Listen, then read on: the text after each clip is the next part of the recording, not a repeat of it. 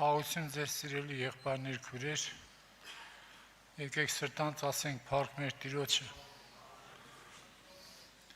որ այսօր հավաքել է մեզ,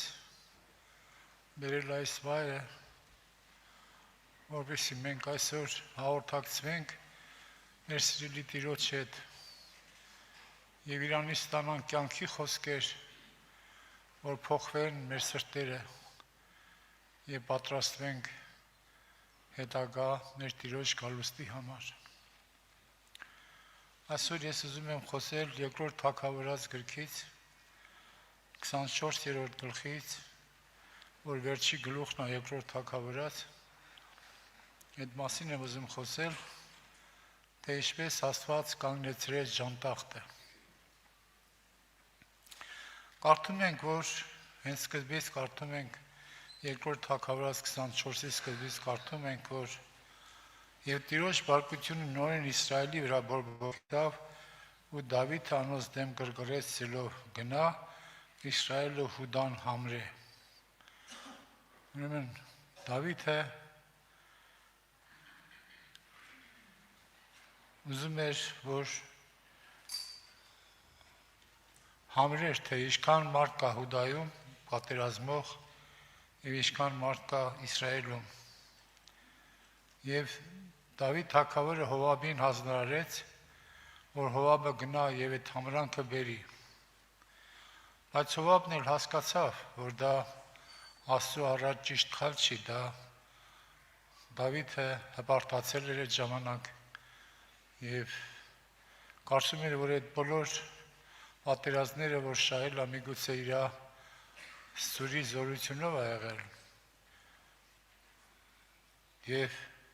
Հովաբը, երբ որ այսպիսի խոսքեր ասեց, երրորդ խոսքը, եւ Հովաբը ասավ թագավորին. «Քու Տեր Աստվածը ժողովուրդը, որ չավ, որ է հարյուրապատիկ ավելացնե,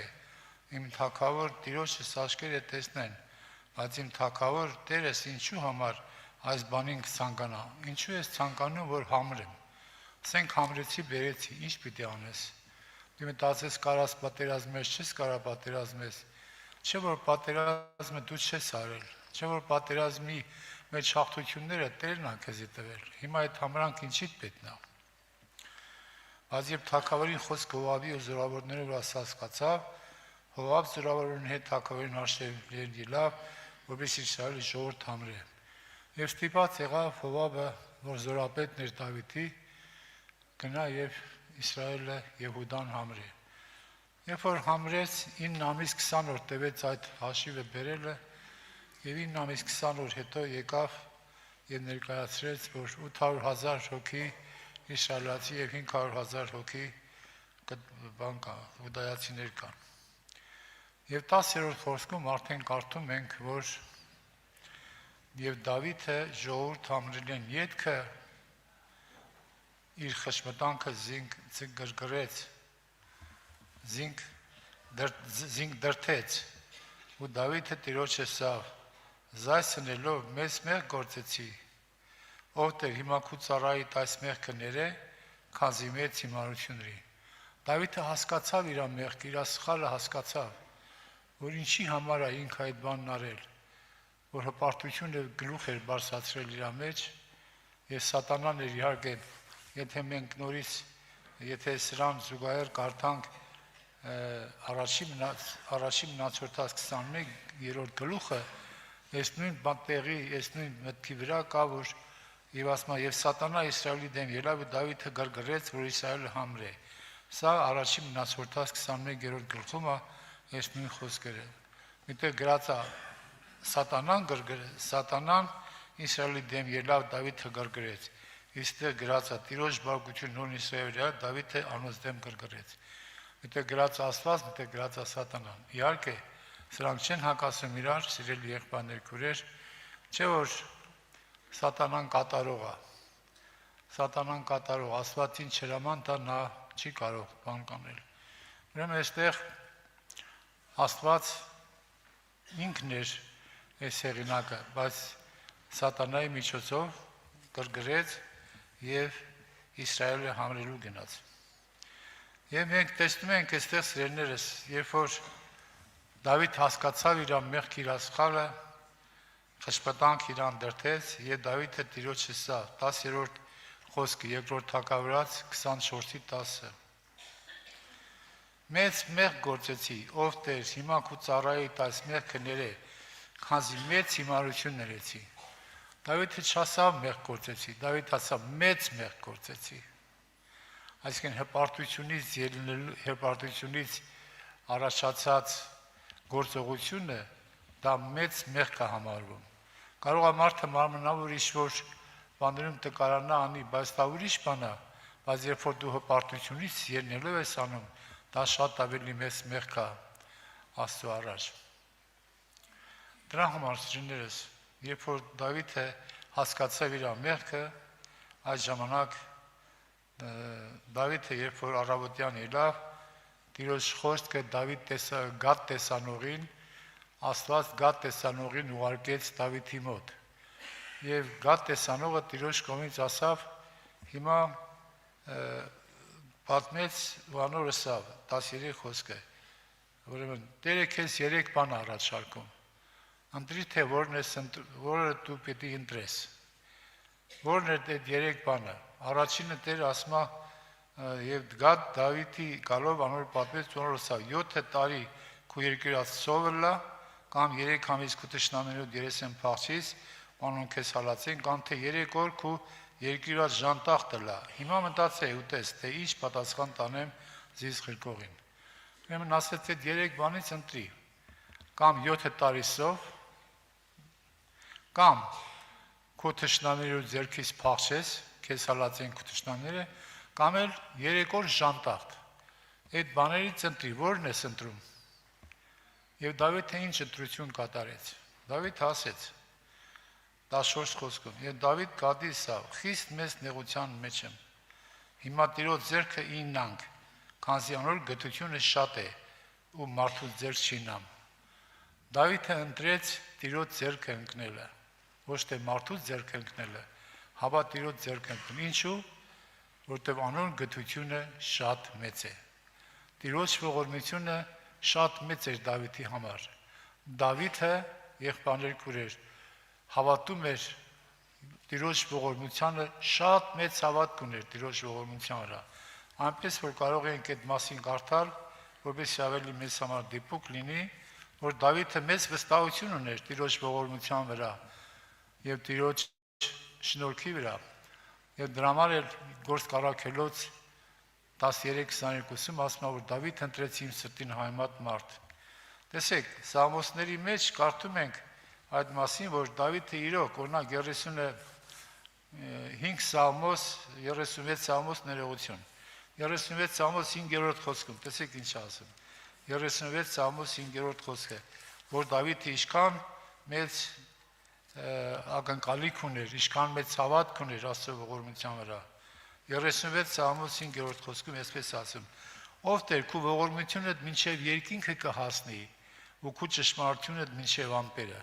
Որն է բարձր ամպերը թե երկինքը։ Երկինքը ավելի բարձր է, չէ՞, ասում քո ողորմությունդ մինչև երկինք կհասնի,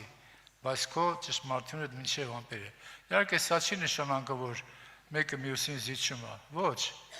Սա չի նշանակում, որ Աստծո ճշմարտությունը ավելի ցածր է, քան Աստծո ողորմությունը։ Սա նշանակում է, որ առաջ Աստծո ճշմարտությունն է կատարվում, որից հետո նոր լինում Աստծո ողորմությունը։ Աստծո խոսքն է կատարվում, Աստված արդարությամբ լուծում է հարցը, որից հետո գալիս է ողորմության ժամանակը։ Այս նույնը եղբայրներ քուրեր, ուրիշ համարներում էլ է գրված, բայց ես չեմ ուզում այդ համարները կարդամ, ուղղակի այստեղ մենք պետք է հասկանանք, որ որքան Դավիթը ակնկալիք ուներ, որքան մեծ հավատք ուներ Աստծո ողորմության վերաբերյալ։ Եվ դրա համար ասեց. Տիրոջ ձեռքը ինքնեմ։ Հիմա այստեղ հարց առաջանում։ Դե հասկանալի է, երկրորդը որ քո թշնամիները երեսին փախչես ու քեզ հալածեն, հասկանալի է, սա մարդկանց ձեռքն է անկնում։ Բայց առաջինը, որ ասում է 7 տարի սով լի կամ 7 տարի սովը, չէ որ դա նորից Տիրոջ կողմից է այդ սովը։ Ինչպես ասենք հասկանանք, որ 7 տարի սովը չի ընտրում, այլ 3 օրվա ժանտախտը։ Եղբայրներ քուրեր, 7 տարվա սովի ժամանակ էլի տիրոջ կողմից է դա, տիրոջ ձեռքն է այդ սովը տալիս, բայց սովի ժամանակ գիտեք ինչ ա լինում, հարուստները, աղքատները ինչ վիճակել, մեկը մյուսին կարող է ուտել անգամ, այսինքն մարդը մարդու ձեռքը կլինի նորից։ Այդպես եղել է, Իսրայելում երկու կին պայմանավորվել են եւ իրանց երեխեքից մեկին կերել են տղային, մյուս օրը մյուսին դուտեին, բայց նա չի տվել։ Այսինքն սովը սասկալի բան է,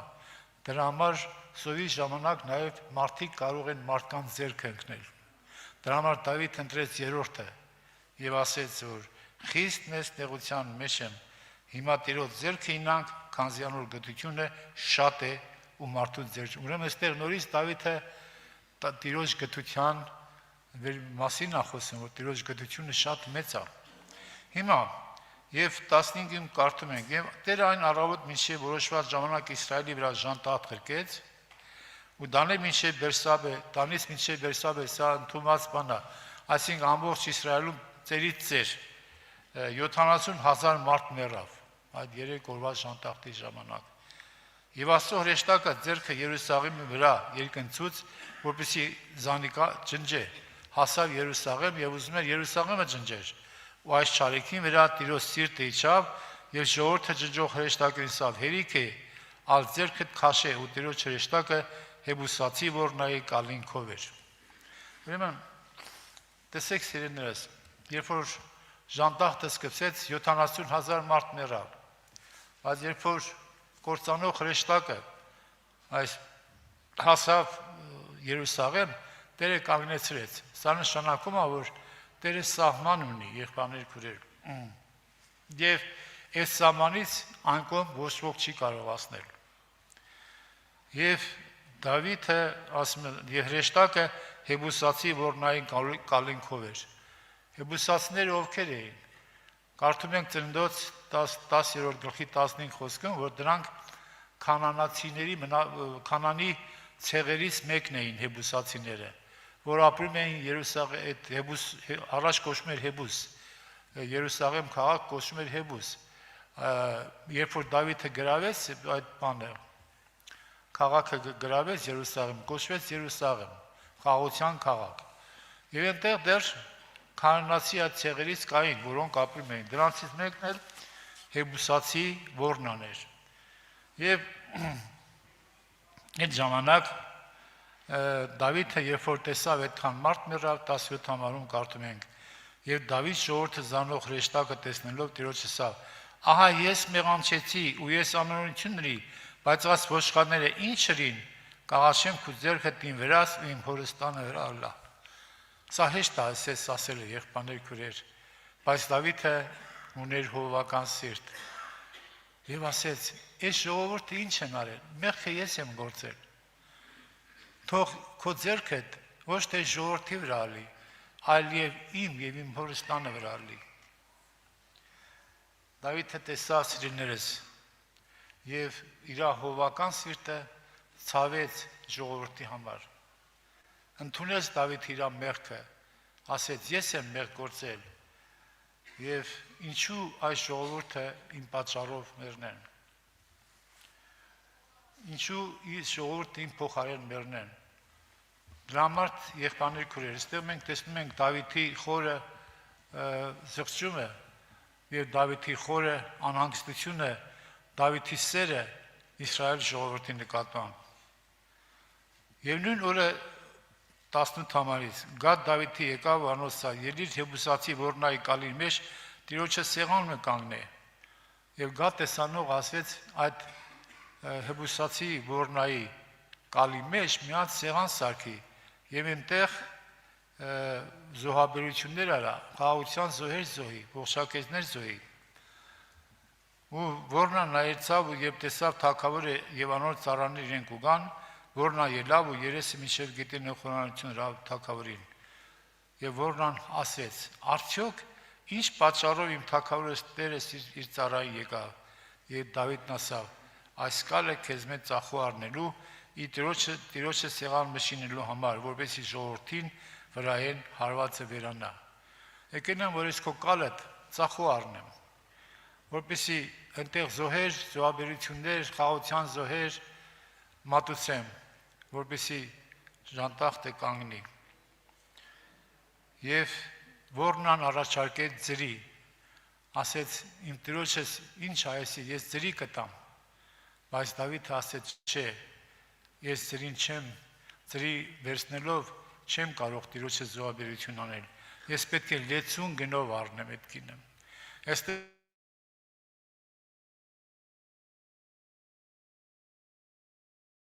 նորից տարբերություն կա ծաթով, բայց տեսեք այդտեղը ես կարդամ։ Ուրեմն եւ որն ասավ Դավիթի 22 խոսք, իմ թագավոր Տերը զանիք առնե, իր աչքերուն հաջող երեցածին պես զոհն է, ահա եզները ողջակեզի համար, կանասալներում եզների գործիքի փակի համար։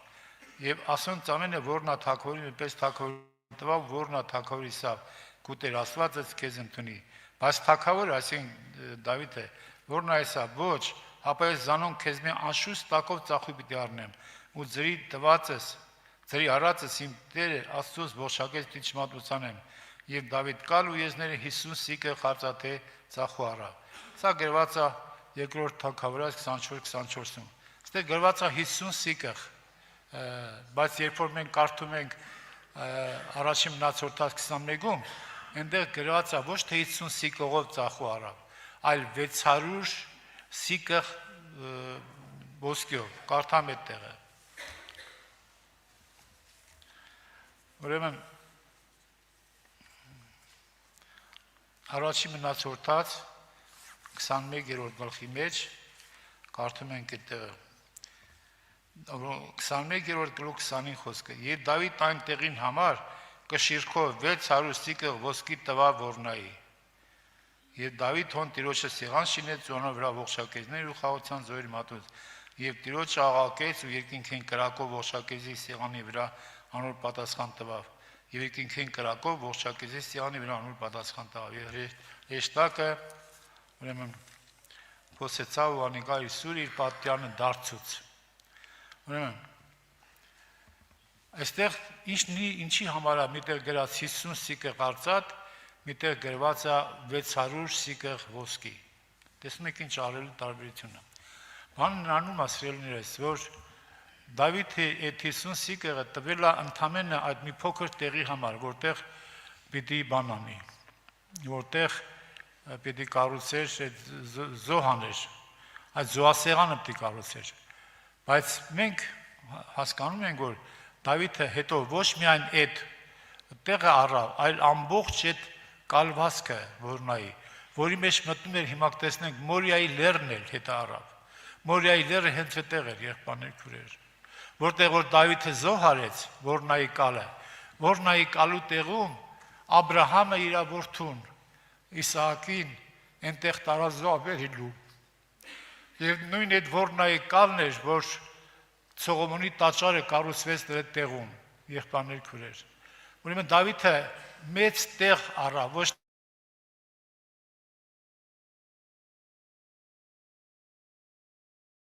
թե միայն այդ տանը, սկին վասկը Մորիայի լեռն էլ եւ իր ընդարձակ տարածքն էլ իր հետ առավ։ Այդ պատճառով այդ տարբերությունը կա գրված։ Հիմա սիրելիներս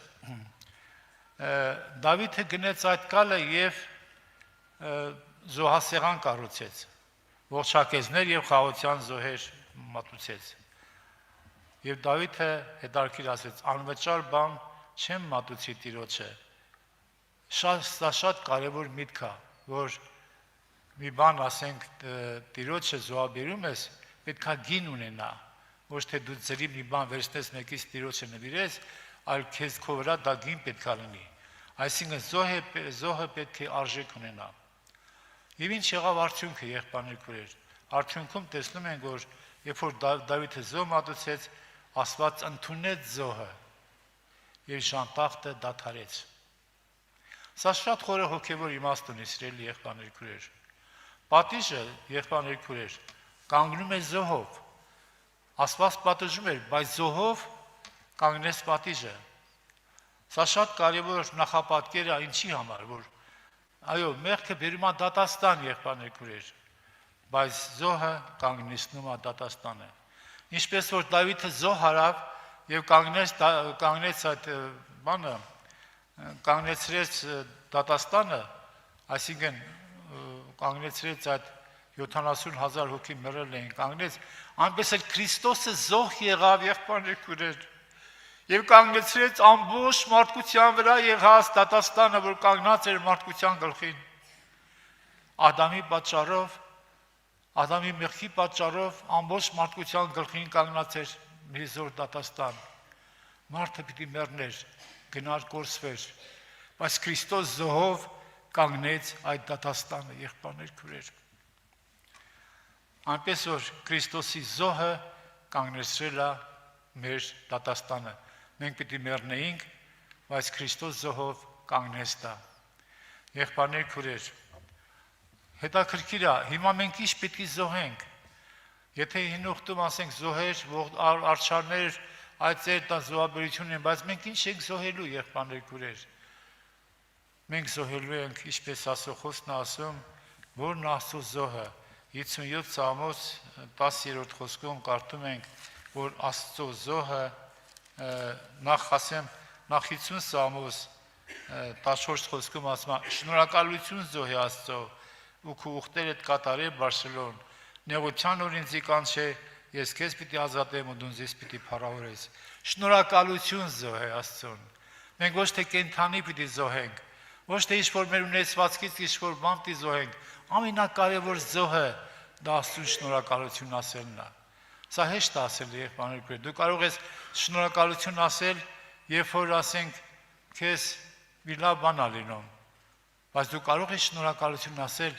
երբ որ քո կյանքում մեծ դժվարություններ մեծ նեղություններ ա լինում եթե դու կարող ես դա միայն Տիրոջից կարող ա լինել Տերն ա քո սրտի մեջ դնում այդ բանը շնորհակալ լինենք Տիրոջից եղբայրներ քույրեր եւ նաեւ 57 Սաղմոսի մեջ կարդում ենք 10-րդ խոսքում որ այսպես է ասում 57 Սաղմոս Մասի մեծ է քո ողորմությունդ մինչև երկինք ու քո ճշմարտությունդ մինչև ամպերը։ Այստեղ նորից Դավիթը հիշեցնում է, որ ինչքան մեծ է Աստծո ողորմությունը, որ մինչև երկինք հասնում ու ճշմարտությունը մինչև ամպերը։ Այո, Աստծո զոհը կոտրած հոգին է, եղբայրներ քույրեր։ Աստծո զոհը կոտրած հոգին է, այդ մասին մենք կարող ենք կարդալ նաև 51 Սաղմոսի 17 խոսքը։ Աստծո զոհը կոտրած հոգին է Կոտրած ու խոնարհ սիրտը ով ասված դու ես անարգեր։ Աստծո զոհը կոտրած հոգին է։ Եղբայրներ քույրեր, երբ մարդու սիրտը կոտրվում, երբ որ մարդը ընդունում է Աստծո խոսքը, այդ խոսքը իր մեջ աշխատանք է տանում, եւ այն հպարտ մարդը, այն չար մարդը, որ պատրաստ է ամեն ինչ անելու, ուրիշին թալանելու, սպանելու, այդպիսի մարդը, երբ որ ընդունում Աստծո խոսքը իր սիրտը կոտրվում է, ուրեմն Աստծո զոհը կոտրված հոգին է։ Մեր սրտերը թող կոտրվեն եղբայրներ քույրեր։ Մենք հավատանք, որ ինչպես որ Դավիթի զոհի պատճառով եղբայրներ քույրեր այդ ժանտախտը կանգնեց, Քրիստոս զոհի պատճառով կանգնել է ամբողջ աշխարհի մարդկության վրա կանգնած դատաստանը։ Դա ասում ենք աշխարհի համար, բայց ամեն մեկը թող հասկանա, որ այդ բանի մեջ ինքն է, իր դատաստանը, ամեն մարդ թող հասկանա, որ իր դատաստանը, որ ինքը պիտի մեռներ ու հավիտյան կորշեր, կանգնած է Աստծո զոհի Քրիստոսի միջոցով, փառք Տիրոջը, փառք Տիրոջը, զոհը պետք է արժեք ունենա, այո, եղբայրներ քույրեր։ Ուրեմն դրա համար եղբայրներ քույրեր, հետաքրքիր է, որտեղ որ զոհաբերությունը եղավ, որ նայի կալում Այնտեղ կառուցվեց տաճարը, այնտեղ կառուցվեց Սողոմոնի տաճարը եւ այնտեղ Մորիայի լեռան վրա էր, որ ասենք Մորիայի լեռան վրա էր եւ նրա հարթավայրում, որ Մորիայի լեռան վրա Աբրահամը զոհեց իր Իսահակին։ Եվ ասում են, որ ավանդության համաձայն Ադամի ոսկորները, Ադամի գերեզմանը գտնվում են նաեւ այդ տեղը։ Այսինքն Քրիստոսը, որտեղ խաչվեց, Քրիստոսի խաչը Առաջի հերթին նրա արյունը հոսեց եւ Ադամին առաջի մեղ գործողին կյանք տվեց։ Փառք Տիրոջը եղբայրներ քույրեր։ Հիմա ինչպես մենք պետք է անենք, եթե մեր կյանքում հիմա կան անեցներ, մեր կյանքում հիմա կան դժվարություններ, Ինչ պիտի անենք, որ այդ կանգնի եղբայրներ քուրեր։ Մենք պետք է ինչ անենք, ընդունենք Աստծո խոսքը։ Դավիթը եղբայրներ քուրեր ապաշխարեց։ Դավիթը ասեց, որ ես եմ մեղավորը, եղբայրներ քուրեր։ Ուրիշին երբեք չմեղադրեց, ինչպես Սոս եղբայրը ասեց։ Մենք ունենք երկու թշնամի։ Մեկը մեր ներսից է, մեր թշնամին, եւ մի հատ էլ դրսի թշնամի կարող ունենանք։ Բայց կարևորը ներքին թշնամին է, եղբայրներ քուրեր։ Այդ ներքին թշնամու հարցը լուծվում է Աստծո խոսքով, եղբայրներ քուրեր։ Երբ որ խոսքը քո ներսն է մտնում, քո սիրտը փոխվում է, եւ եթե դու չփոխվես քո սրտով, դու չես կարող մտնել այն քաղաքը, որի ճարտարապետն ու արարիչը Աստված է։ Փառք Տիրոջը, եղբայրներ քուրեր։ Հիմա եթե դու ունես քո կյանքում անեսք, եթե քո ընտանիքում տեսնում ես անեսք կա, եթե քո ընտանիքում տեսնում ես մեծ նեղությունները անընդհատ դնում մեկը մյուսի հետևից, ինչպես որ Դավիթը զոհարեց, դու էլ կոտրած սիրտը Տիրոջ առաջ բեր, ապաշխարի, ընդունի քո մեղքը, ուրիշների վրա մի գցի, սիրելի եղբայր եւ սիրելի քույրիկ, քո հետ եղած բոլոր բաների մեջ դու ես մեղավորը, ուրիշը չի մեղավորը, եղբայրներ քուրեր, դրա համար ընդունի, թող սիրտդ կոտրվի եւ արի Տիրոջ առաջ եւ կտեսնես, որ ինչպես է այդ զոհի փոխարեն, զոհից հետո գալիս է խաղաղությունը, Տիրոջ անունը թող փառավորվի, սրտանց ասենք փառք մեր Տիրոջը եւ կանգնենք աղոթքի սրա համար։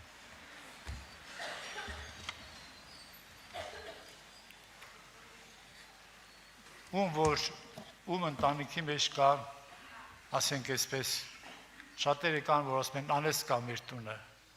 անեսքը կանգնեցնելու համար, սիրտը Տիրոջը տուր, ապաշխարի, ուրիշներին մի մեղադրի քո այդ կյանքի համար, Դավիթին ման ասա, ես եմ մեղավոր Տեր, հապա այս ժողովուրդը ինչի համար իմ փոխարեն դուժվի, ուրիշի վրա մեղքը մի գցի, քո վրա գցի, եւ կտեսնես, որ սիրտը թող կոտրվի եւ դատաստանը կկանգնի, եւ դատաստանի փոխարեն կգա օրհնություն, անեսքը կվերանա եւ անեսքի փոխարեն կգա օրհնություն, եղբայրներ քուրեր, փառք Տիրոջը, եկեք աղոթենք։